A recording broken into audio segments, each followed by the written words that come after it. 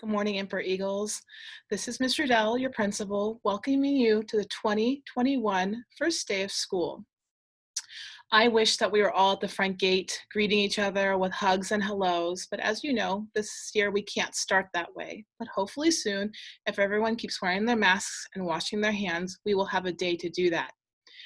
But today we are going to greet each other, and you're going to meet your teachers and you're going to see your friends through the Zoom links. Hopefully you got them in your emails or your parents got them through Parent Square.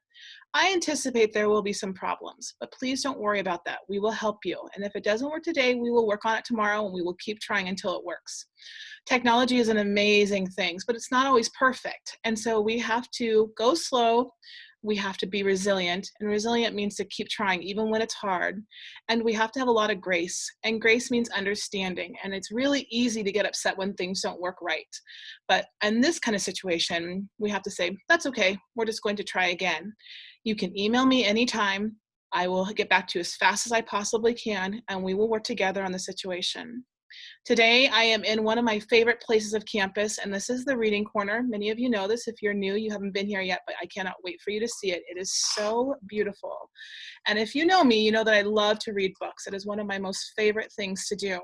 And so today, from my favorite place on campus, I'm going to read you one of my most favorite books. This book is called The Day You Begin. It is by Jacqueline Woodson, and it's from the Penguin Press. And so I'm going to read you this book. There will be times when you walk into a room and no one is quite like you. Maybe it'll be your skin or your clothes or the curl of your hair.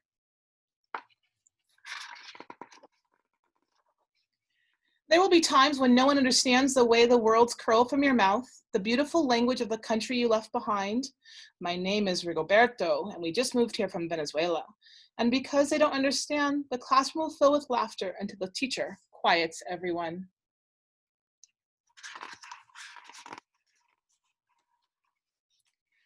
Rigoberto, from Venezuela, your teacher says so soft and beautifully that your name and your homeland sound like flowers blooming the first bright notes of a song.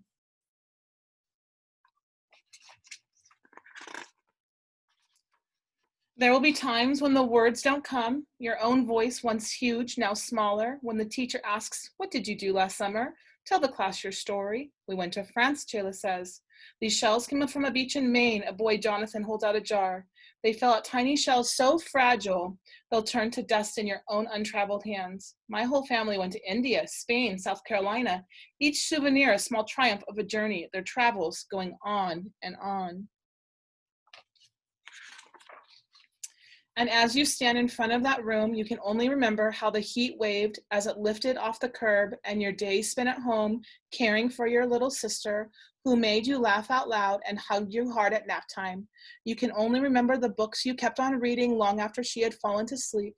And in that room where no one else is quite like you, you'll look at your own empty hands and wonder, what good is this when other students were flying and sailing, going somewhere?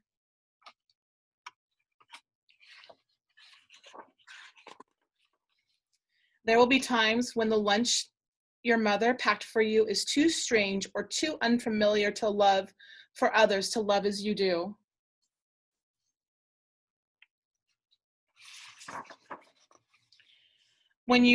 Even when your own friend Nadaja will wrinkle her nose and say, "What's in there anyways?" And you will wonder how she doesn't see the rice beneath the meat and kimchi.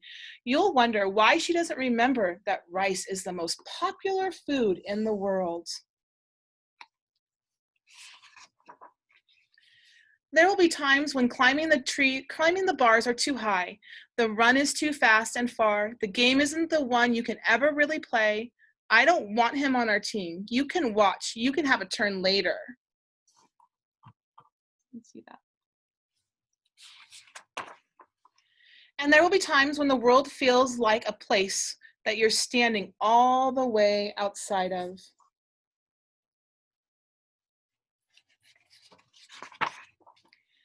And all that stands beside you is your own brave self, steady as steel and ready, even though you don't know yet what you're ready for. There will be times when you walk into a room and no one there is quite like you until the day you begin to share your stories. My name is Angelina, and I spent my whole summer with my little sister. You tell the class your voice stronger than it was a minute ago, reading books and telling stories. Even though we were right on our block, it was like we got to go everywhere.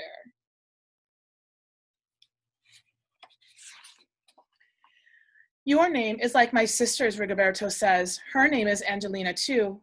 And all at once, in the room where no one else is quite like you, the world opens itself up a little wider to make some space for you.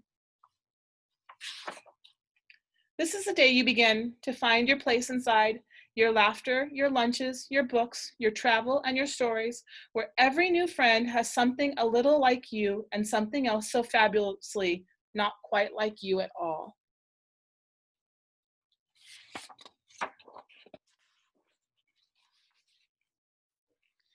I love this book for a million reasons because I think everybody can feel like sometimes they don't fit in or they don't belong. And right now it's really hard because we're sitting with a computer screen in front of us and people don't get to know our heart as easily.